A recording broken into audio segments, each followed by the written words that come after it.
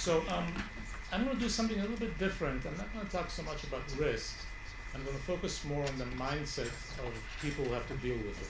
I'm a behavioral researcher, scientist. I'm going to focus on the mental machinery that we carry behind the eyes and between the ears, and what do we know, or at least some aspects of what we know, about how a complicated world makes risk judgments more complicated, more difficult. There are, of course, many sources of distraction and difficulty when people think about risk. You've seen probably a lot about biases and misperceptions of probabilities.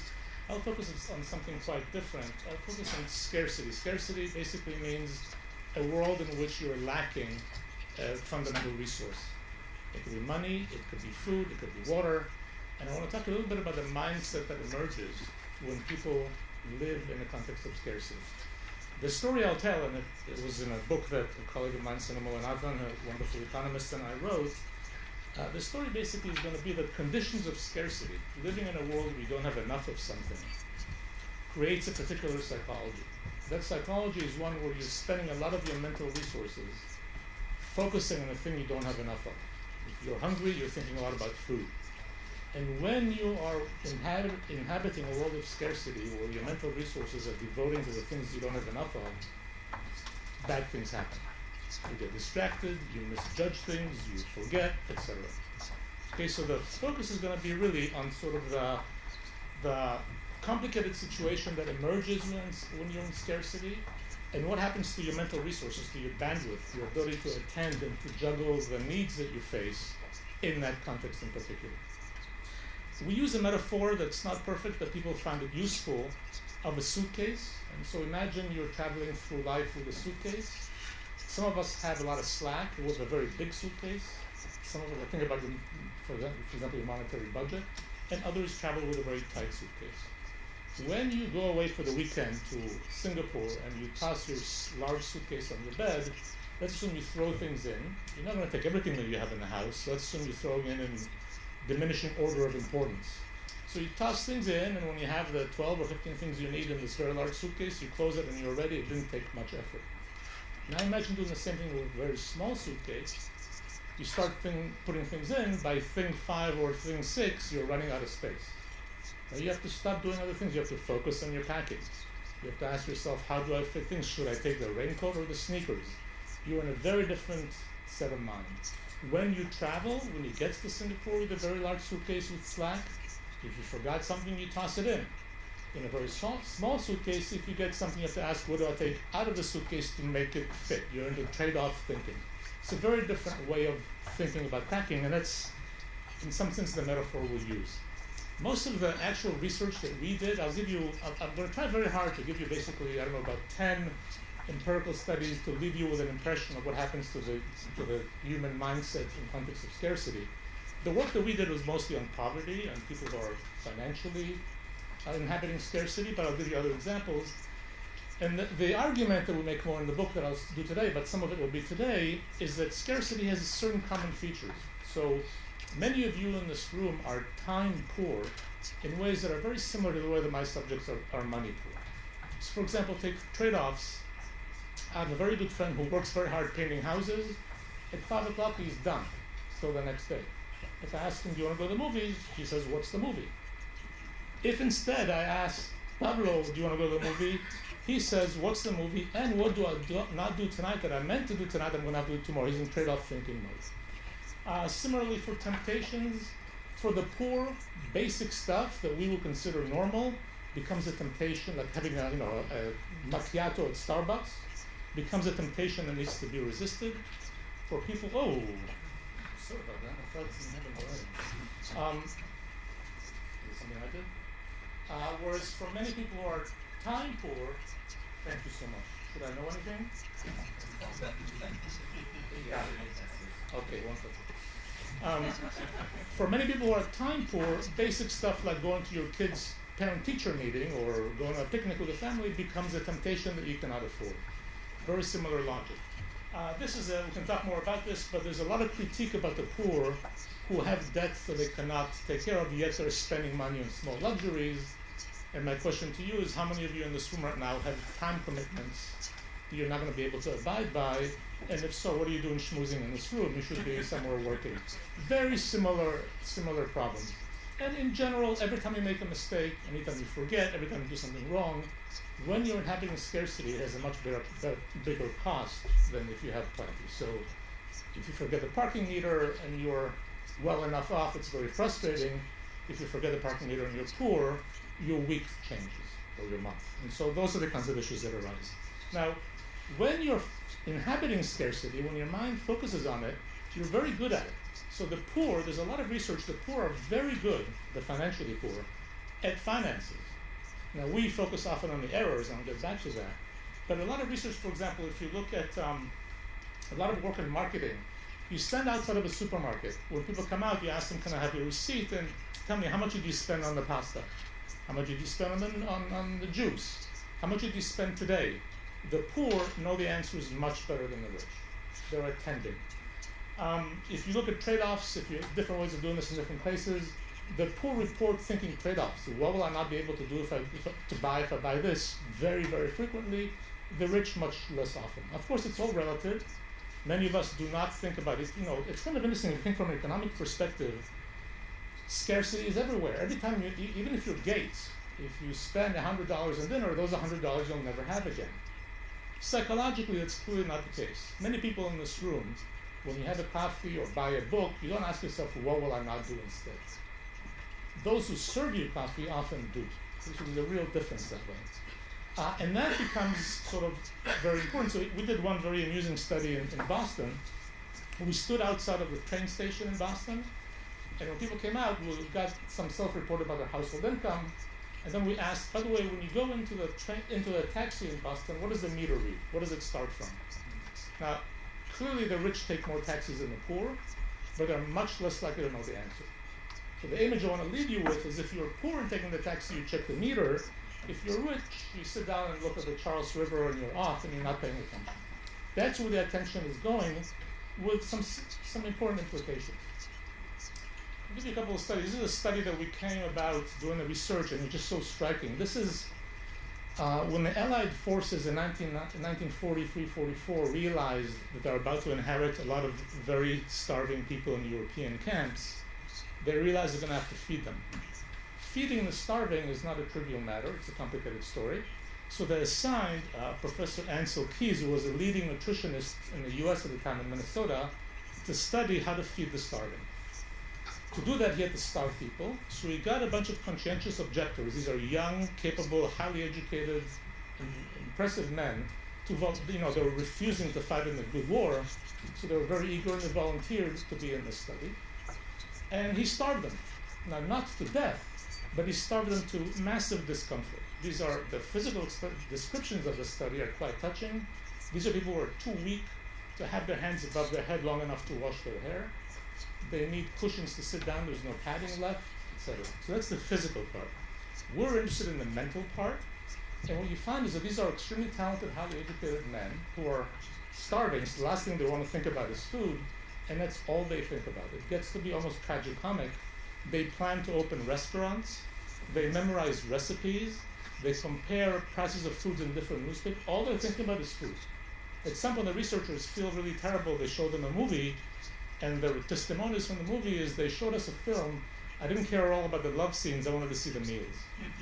It's completely food. And that's kind of interesting because it's not in their self-interest in some sense. And what you see is that basically scarcity captures your cognitive capacity. It captures your attention. And it captures your attention and reduces your bandwidth. And it captures your attention, if you're into behavioral research, in two ways: automatically and not automatically. In other words, both in terms of what you want to think about when you choose a topic, and even when you don't have any control, that's where your mind goes.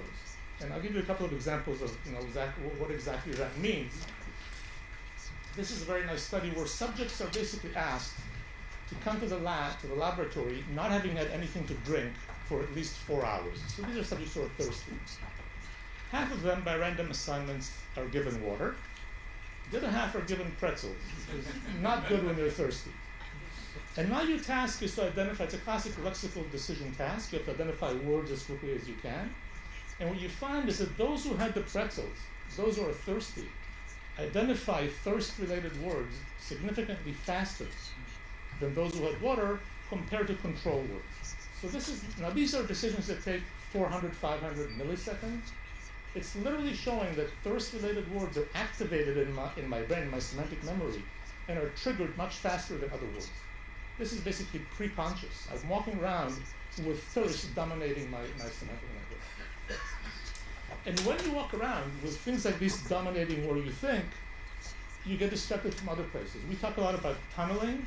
When you're in an emergency situation, when you have to pay rent for Monday and you don't have enough money, that's where you focus. Other things that you know are important in the periphery get neglected. And again, what's interesting, and I'll come to this a couple of times, the things that you focus on, you do very well. It's that at the same time, because of limited bandwidth, you neglect other things. So if you have a big deadline for tomorrow at 9 a.m., you spend the night working, most of you, by the fact that you're here, do that very, very well. The problem is that while you're doing it under last moment conditions, you forget your mother's birthday, you forget to feed the dog, you forget the parking meter, other things happen, which, if you're in conditions of scarcity, could have bigger repercussions. That's the story. Now, what does that mean? So I'm telling you, you're thinking about one thing, but it interferes with other things in ways that are interesting. So this is an amusing study. I brought it to show you because it's kind of fun. These are participants, half of whom are dieting, and the other half are not. Okay? Now you have these words, classic word searches. You see words, and you have to find them in this grid. There's two conditions. There's this one. If it gets complicated, don't worry. The results will make it clear. And there's a second condition. Now, if you notice, the odd number words on the right are all diet-related. Cake, donut, sweets, and those are all related to diets. Whereas on the right, on the left, we replace them with non-diet-related words. So instead of cake, you have street. Instead of donut, you have picture, etc. The even number words are the same in both conditions. You see, it's tree, cloud, are the same in both.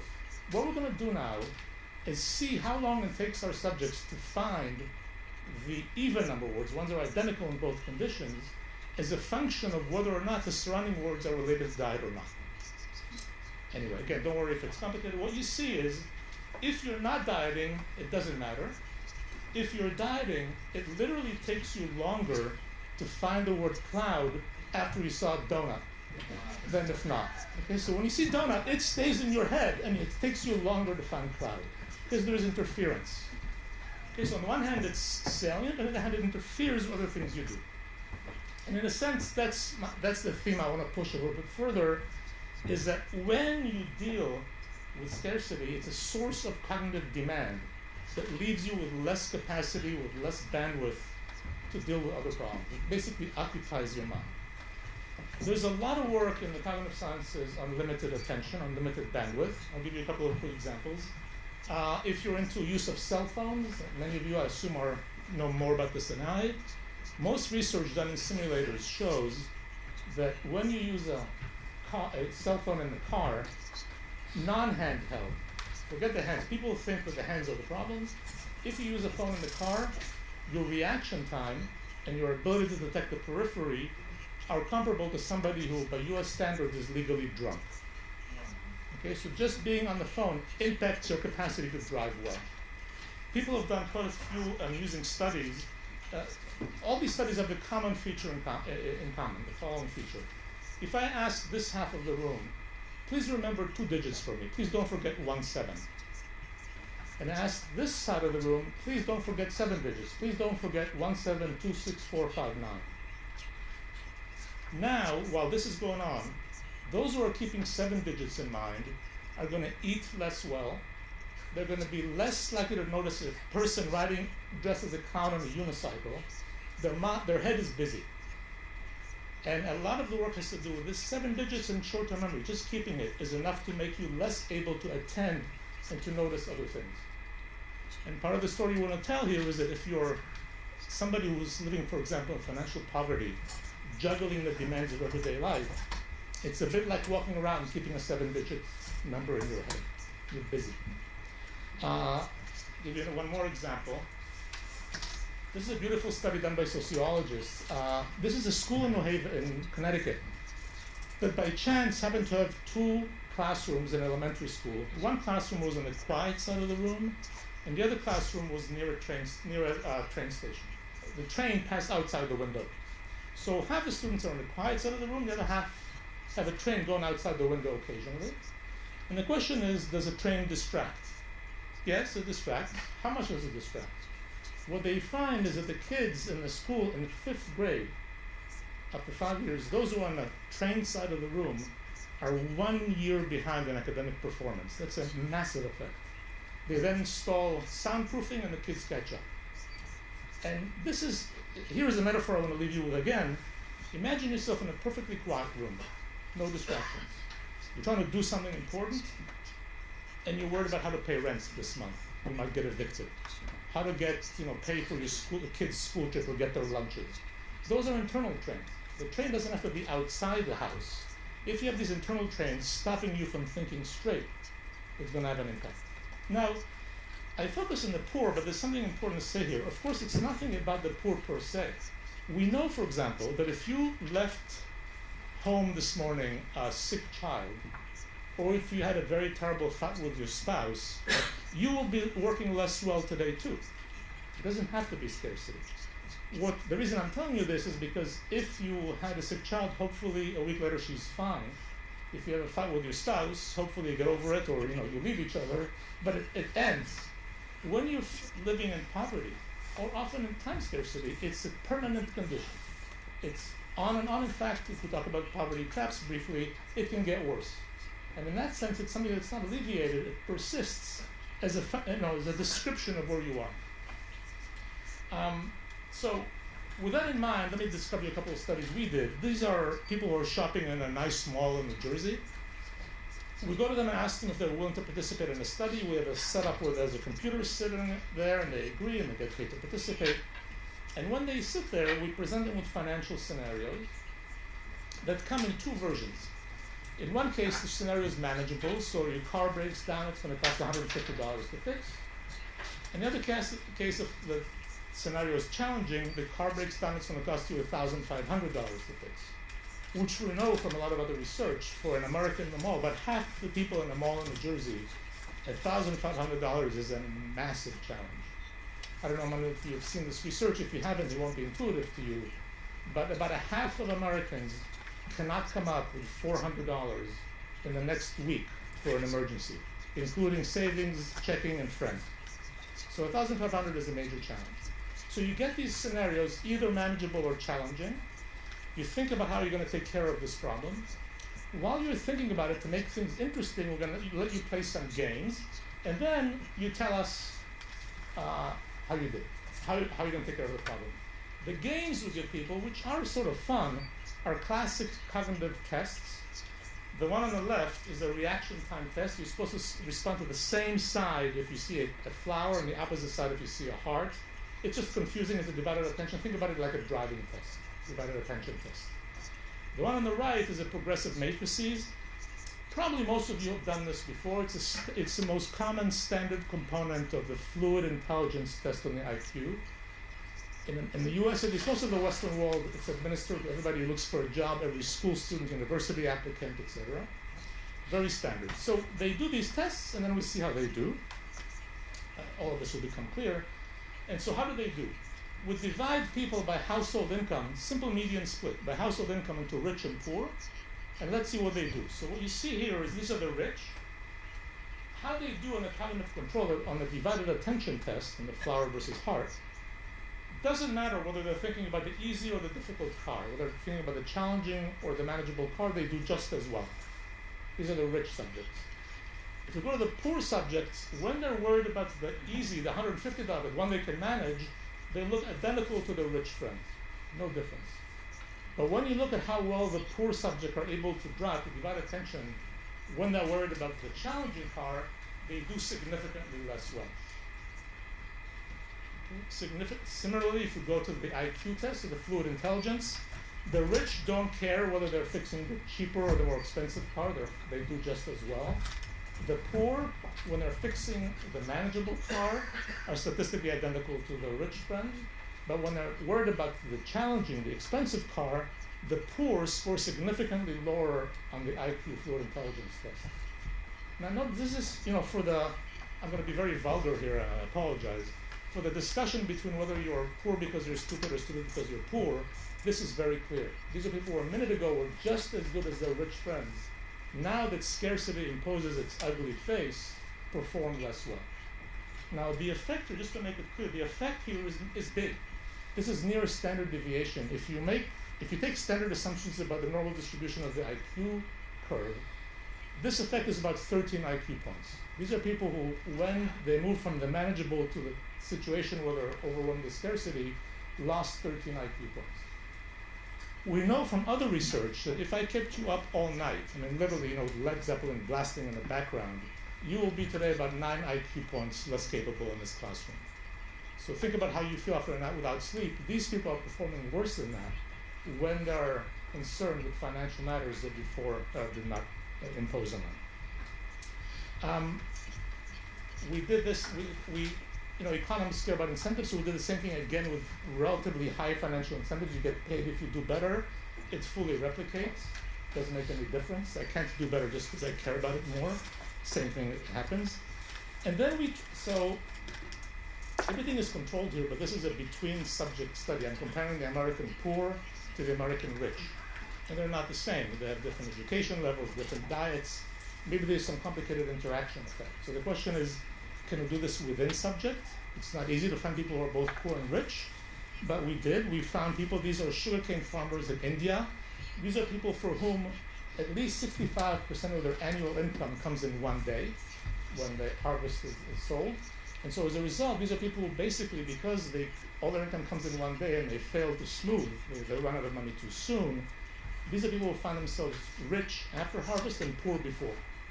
So we give them very similar studies to the one I showed you about on handheld devices in the field outside Chennai. And we do this 2 months after harvest and 2 months before, so they do the same tests when they're rich and when they're poor. I won't get into the details, but basically what you get is that these people are about 9 IQ points more capable during times of plenty than during times of scarcity. Well, we're not able to control for everything, but we control for a lot of, we can't control for sleep, for example, but a lot of it's controlled. So these are the kinds of effects that you get when the mind is captured by scarcity. It has interesting behavioral effects. I'm not going into much detail, but this is the most satisfying study I've ever done because it involves Princeton undergraduates. I don't know much about payday loans. Payday loans are a dramatic and horrible situation, at least in many UK and the US, where I'm poor, I need $200 urgently. I get a $200 payday loan, which means it's a high-interest short-term loan. Payday means I have to be working. You give me $200, and in the month I give you back $250. If you look at the implied annual interest rate, these are very high-interest loans. They can be anywhere between 500 and 1,000%. And the point is, I take $200 from you. Next month I owe you $250. Unless I win a lottery, how am I going to pay you back $250 if this month I didn't have $200? What you find is that there's a lot of work on this. When I take a payday loan in the US, the only way to pay it back is to take a payday loan. People who take a payday loan in the US take an average of between 12 and 15 payday loans a year. The last statistic I saw is that the average payday loan taken in the US today, 70% of it goes to pay back the previous one. You have basically turned into a money pump. You're paying a lot of money to have nothing. It looks very unreasonable. And then the question is, and you see a lot of literature, the poor are myopic. They're not thinking carefully enough and they take loans that they cannot pay. This is why this is so satisfying. So these are Princeton students. They're invited to the lab to play a game called Family Feud. They know it very well. You have to guess different words, which are the most frequent words volunteered by Americans to the question, in this case, name something that people put on their patio. Doesn't matter. They're really into this game. And they get paid according to their performance, so they're incentivized to do well, and they get paid more or less depending how they do. Stop this. We have two conditions. Some of the subjects come in and they're rich in time. They have 50 seconds per round. Others are poor in time. They have only 15 seconds. 50 seconds is pretty good to do this. 15 is very stressed.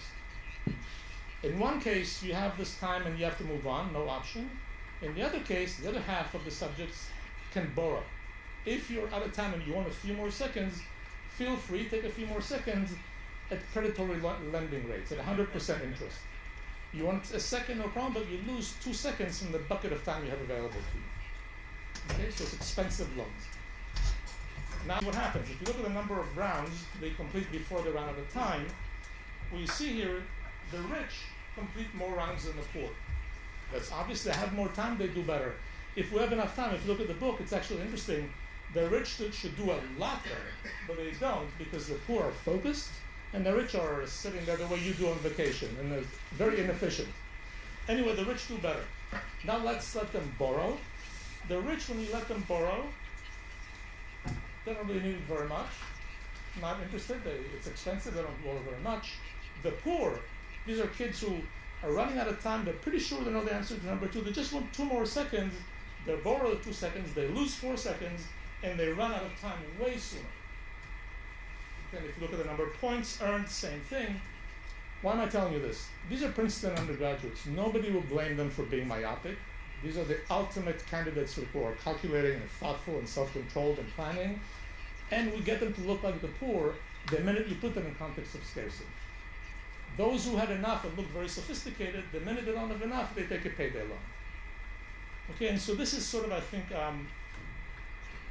central to a lot of this. The behavior that you see are not a function of the person, they're a function of the situation you put them in. A lot of us who look very, very good when all goes well start looking a lot less good when we're in situations that demand something that's complicated of us. And that's a critical issue. There is also, if you look at the literature on poverty, there's a lot of critique about parenting among the poor. So it turns out the poor are very inconsistent parents. They're inconsistent in their disciplining, they don't pay enough attention, they don't do work with their kids. They're bad parents, as it were. It's never said this way, but that's the implication. This is air traffic control. I'll explain.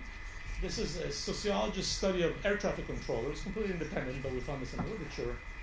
Air traffic control is a beautiful example because difficult and easy days are pseudo-random. They're determined by conditions in the skies and traffic.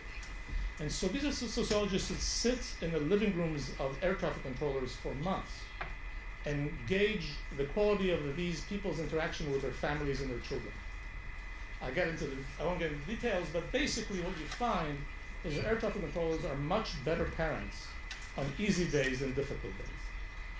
And again, it's the point that if you're inhabiting a context where your mind is captured by other issues, you just have less time for your kids. Of course, it happens to the poor a lot because the poor are dealing with scarcity every day. It happens to the rest of us on days when we have scarcity as opposed to not. That's the implication. We did some work recently on mindfulness. It's kind of interesting. I'll do it very quickly. If you're inhabiting a context of scarcity, how able are you to let your mind wander or be mindful of certain situations? So what we do here is we bring subjects to the lab. We give them beautiful pictures on the screen and ask them, please spend 120 seconds lost in this forest or on the beach. Think about nothing else, just think about this beach or the forest. Before they start, we ask them a few questions, either about finances or about politics. And we divide them again by household income into rich and poor.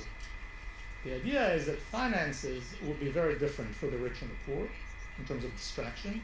Politics, no clear difference. At least as far as you can tell, the questions we asked wouldn't really be any different if you're poor and you're rich in terms of worrying about global warming or warfare. So this is the situation. Now, the way it works is you're looking at the beach, and at certain moments, words flash, and you have to decide, is this a word in the English language or not? Okay, so watch this. This is word, yes. This is yes. This is yes, no, and no. So this is your decision. If you do it as quickly as you can. Some words are related to beach, like waves. Some words are related to finances, like debt, and some words are neutral. I'm going to do this quickly, but basically what you find is the poor respond, although they're trying to get lost in the forest or on the beach, they respond much faster to money words. They haven't been able to stop thinking about it. They respond much slower to ocean and forest. They've not been able to get lost in the ocean and the forest. They're reporting being more distracted and much less enjoyable. Okay, so basically, after you ask them a few financial questions, the poor are stuck with the finances, unable to get lost on the beach, and not having a good time. relative to the richer subjects who are enjoying these pictures and getting lost in the ocean, being mindful of the situation much more easily. So this is another set. Couple of summary comments. I'm trying to tell you here that the mindset that occurs in the context of scarcity has impact on the trade-off thinking that we do. It's much more demanding in terms of juggling everyday experience when we don't have enough of a resource. It requires greater vigilance because there's a lot of threats when you don't have enough money or enough time. At the same time, it reduces your bandwidth, and it leads to tunneling and to bad things happen. There are a lot of policy and other implications that we're thinking about. The scarcity that you experience is not just a function of your income or your time, it's also a function of the management of it all. If you have automatic deposits and payments, you have less scarcity challenges than if you have to remember them. Any kind of aid you have to managing your time, reminders, alarm clocks, make your management easier than if you didn't have them. Secretaries help a lot, things like that. What's interesting from a policy perspective, if you look, to be a little bit provocative, those who need the help less have most of it.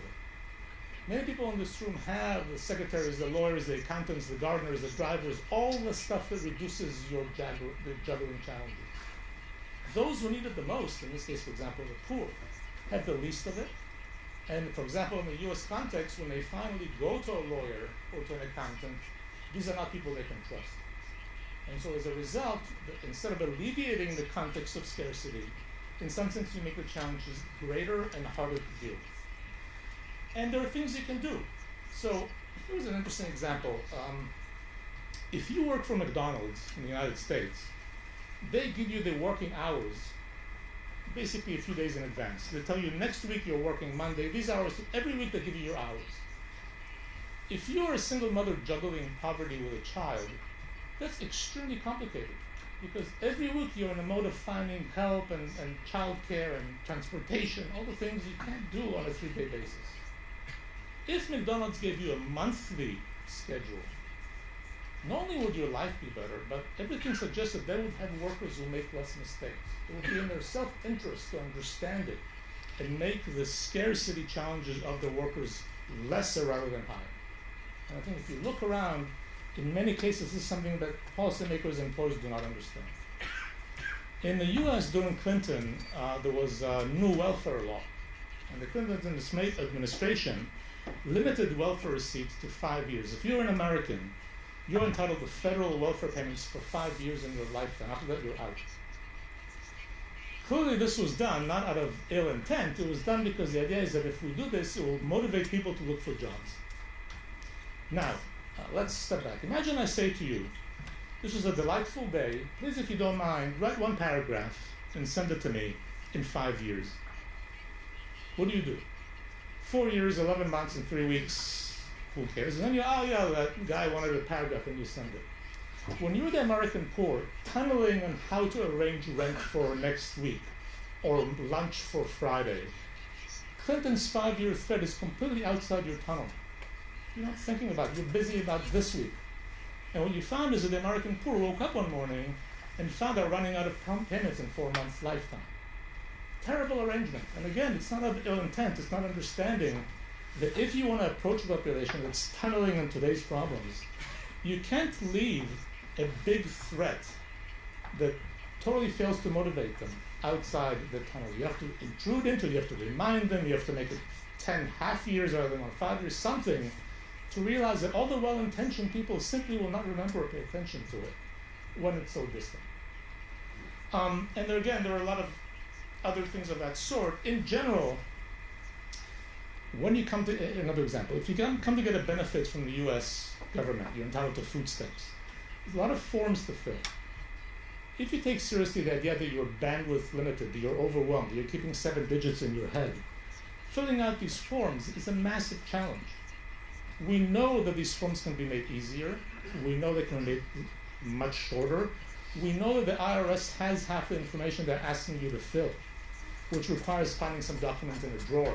It's not taken seriously enough. Imagine if you came to me for a $100 loan and I said to you it's going to cost you $20. that's just strange. I mean, what you don't have is money. Well, a lot of people who are juggling scarcity, in addition to not having money, don't have bandwidth. So asking them to do a lot, which many organizations, by the way, do almost intentionally. Because if you don't want to do it, we want to make you a real responsible adult. You have to show up at 8 o'clock with a tie. These are all things that just increase the bandwidth demands rather than diminish them, and reduce take-up and reduce success. A couple last comments. If you look at persuasion, so there are a couple areas where this is interesting. One is persuasion. You want to convince people. You want to inform them about risks. You want to convince them to eat healthy or do other things. How do you get to them? There's a lot of work in persuasion. I'm not going to get into this here, but basically there are two opposite modes of persuading people. One is through your peripheral system, and one is through your central system. The central system means I need you to pay attention to me. I explain to you why something is important or good or useful to you, and I hope that you're convinced. Notice for that I need your full attention, your central processor. Alternatively, if you're very busy and distracted, I can get to you peripherally. You're not really paying much attention to me. I put a beautiful drink Coca-Cola poster on the wall. You're not even paying attention. You leave the room and you want to have a Coke. So that's getting to you peripherally. Now, there's something interesting going on, because if you think about people who are cognitively loaded, who have limited bandwidth, who are busy, how do you put a poster on the wall to get people the urge to save for retirement? What do you tell them? If you look at ads for saving for retirement, they look like this. Okay? Basically, to convince you to save for retirement, to have you stop doing everything you're doing, no worry about food and transportation and childcare, just pay attention and get a little master's degree in savings before you save. People who are bandwidth limited, it's not going to work on them. Imagine instead I want to convince you to smoke. I don't want you to pay attention, because you know it's not a smart thing. I want you to be busy, and while you're busy, I'm going to flash beautiful pictures, beautiful people, Italian villas, in the US, a few guns could be a good thing, and I give you the urge to smoke. Okay, that's peripheral. And so if you think about the mind that's bandwidth limited, very different qualities of messages will have very different impact in ways that are not trivial very often. Last slide. In the book, we're talking about a cockpit. And basically the idea here is this: if you look at aviation, we can't train pilots any better than we've done already. Most aviation accidents happen because of bad design at this point. There's some very famous and very unhappy examples, like having to push the stick to take off and pull it to land, which is a terrible idea and killed a lot of people before they fixed it. But the basic idea is to get people to fly better, you owe them a well-functioning cockpit. And scarcity, in some sense, is a very similar story. Giving people and their inherent ability, whatever it is, you can design in context that leads to much better behaviors and much more successful ways of acting as opposed to others. And then the point is understanding it's not the person's limitation, it's the context you put them in that leads to these failures. Last point. The bandwidth I'm talking about is the only one you have. The little bandwidth you have is what you use to save for retirement, take care of your children's homework, eat healthy. It's the only one you have. And that has some interesting implications. I'll leave you with one. If you look at basically program evaluation, we go to the Treasury Department and convince them to create a new instrument that helps people manage their funds, save better. What typically happens is that the Treasury Department introduces this program, waits 2 years, and comes back to see how people are doing on their finances. This has a slightly different implication. If I'm overwhelmed, my bandwidth is limited, and I'm trying to do my finances and my eating and my childcare and all the rest, and you come and make my finances easier, I might say to you, thank you so much, now I can spend more time on my children's homework. But what that means is when Treasury gives you a new financial instrument and comes back 2 years later, the real effect might not be in my finances, it might be in my children's progression in school and their grades in school. And that's not how we evaluate programs.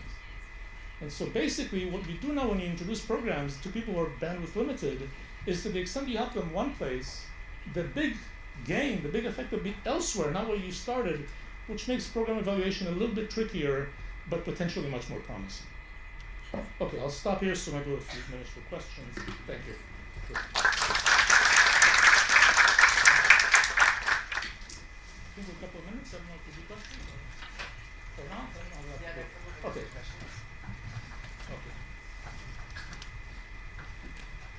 first one is always the hardest. Yes. Okay.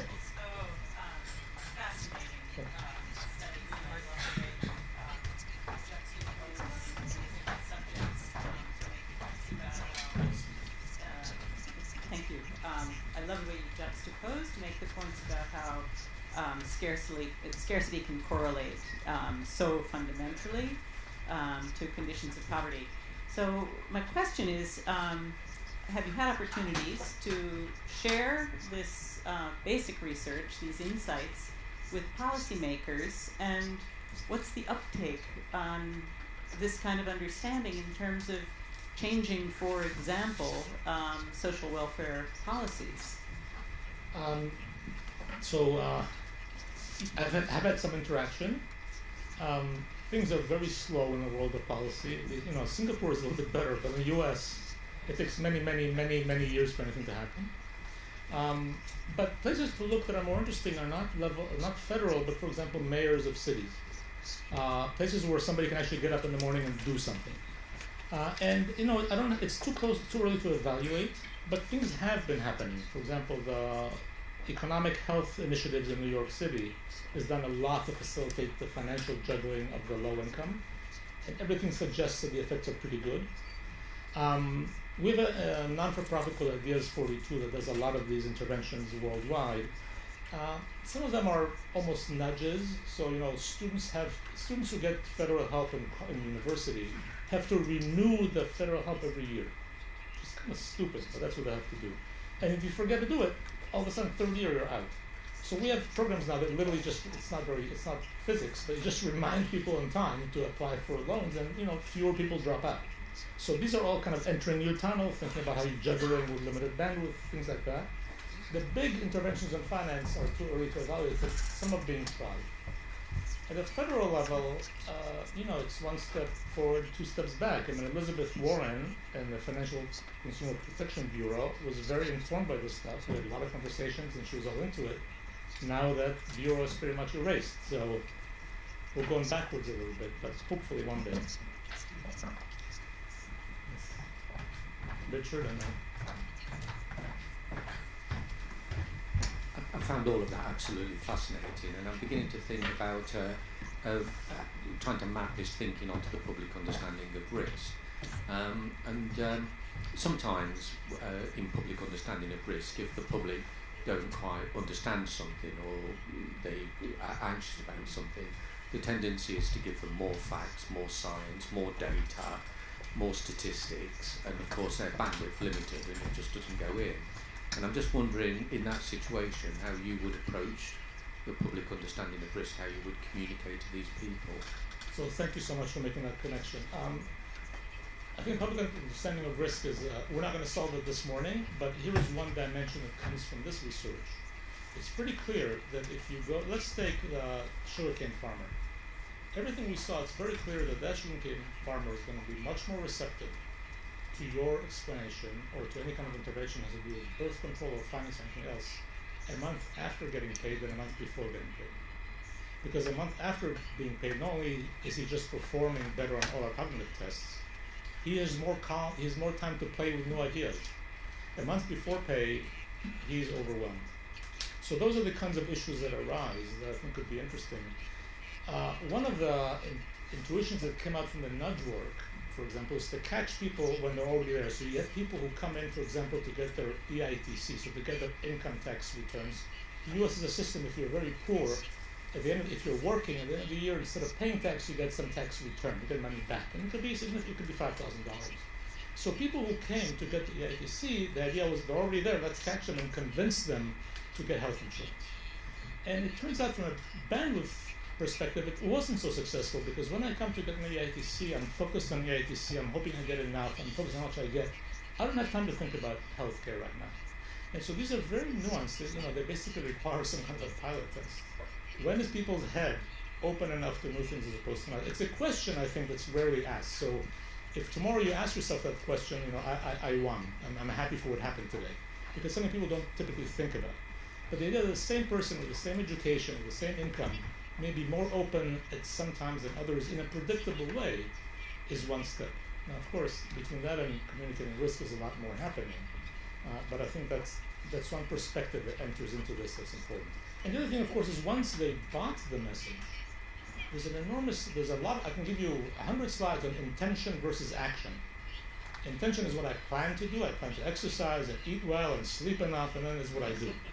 And this is a big one. And so again, once I bought your argument, the question is how do you design the cockpit for me so that I actually act on it? But we can talk more. You had a question? And then thank you, Eldar. In terms of decision making and scarcity, war effort and political campaign choosing a presidential candidate may be the two of the extreme cases for decision making and scarcity. So, if so, is there many case studies accumulated in these two areas? for political decision making? And also war effort. I'm very reluctant to be monopolistic about this. I mean, I think scarcity is one aspect, but of course there's so much more going on. So we were just talking about the recent U.S. elections. I don't know if you heard about them, but we have an embarrassing situation, and I don't know exactly what happened, but it's a complicated story. Clearly, bandwidth limitation is not the only thing. I think people, in some sense, felt neglected by all parties, and many of them are right. Others less so. There is racial issues in the U.S. that are very hard to understand for somebody who's not there to get it. So I think it's a complicated story. No doubt that inhabiting scarcity has an impact. It also, I think, makes you very myopic in some sense, and rightly so. I mean, if you're struggling from week to week juggling, ideas about global warming, right now you're worried about Friday, and some rational worry. So those are complicated situations.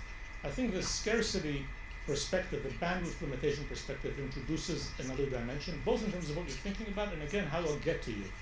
But I'm reluctant to say more than that because in cases of war and elections, fear plays an enormous role. I haven't touched fear or anger or inside-outside dynamics that are very prominent. There's a lot of research on this, but it's one step above. Yeah. You had a question?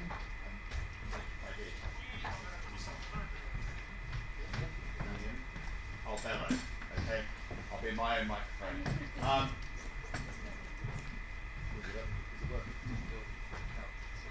Just yell holding it. Hi, sorry, that is working. Back to Richard's question, and because I was wanting to draw this into the public understanding of risk. If I am that Indian farmer, and before the harvest, then I might not be able to engage with him about all kinds of risk, but the risk of a weather system coming in or that crop being destroyed, and therefore the sorts of measures. So although he's focused on that, is there a different way that you actually get people to think about risk? And is it even possible that he might care more about things which have a risk function as a result of it being pre-harvest and post-harvest, which is not what you said, because actually the broader things I understand about the scarcity thing. But as a result of that focus, is that something that you've looked at before? So, and it's a beautiful point that adds to my response to Richard. So the main theme here is that if you enter the tunnel, the proverbial tunnel, the place where the person is now focused, they would attend to you. So it's exactly right. So if I'm a month, I've not done anything like this, but the implication is if I'm a month before harvest and I'm worried about very specific things, and you come talk to me about those very specific things, you might get my attention. Everything else is less likely to get my attention.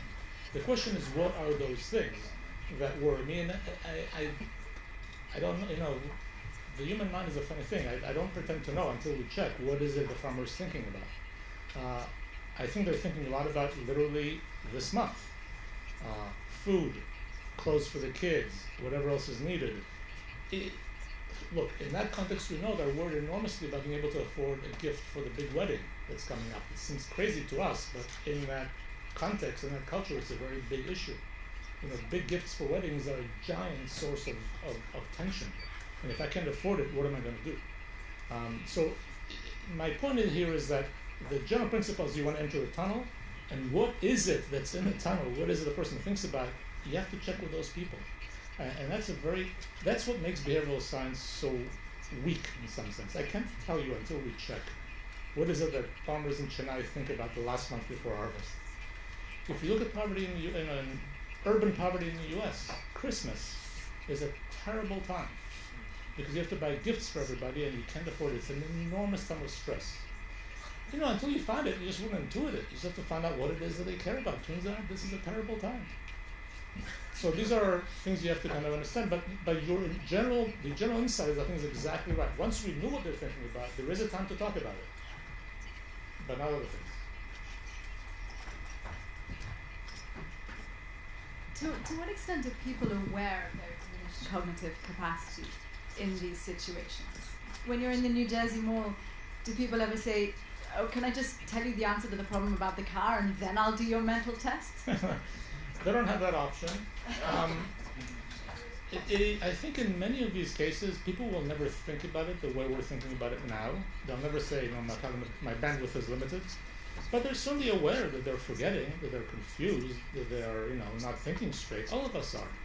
I mean, the number of times that you realize that you're not functioning well because of time mismanagement is much higher than times you'd say, oh, it's my bandwidth is limited due to demands on my short-term memory. We don't talk that way. But I think to some extent people do feel when they're functioning better and when they're functioning less well, that you'd be able to get. So I'm not at a level that gives me enough insights to manage it better on my own. The big thing about talking about people in scarcity, whether it's in the developing world or in the US, is this common idea that people are their own, that they have to take responsibility. The reason I like the Cockpit example so much is, look, the pilot is doing all she can. She's fantastic. Now you can design a cockpit that makes her fly better or less well. You take for granted that she wants to fly well, you take for granted that she's able to fly well, and now you can make her crash or you can make her soar. And that's how I think about a lot of these people. That's what they can do. Make them look good, make them look bad. Give them a payday loan which guarantees they'll look worse every month, or do something else to make them feel better, to act better. Thank you, everybody.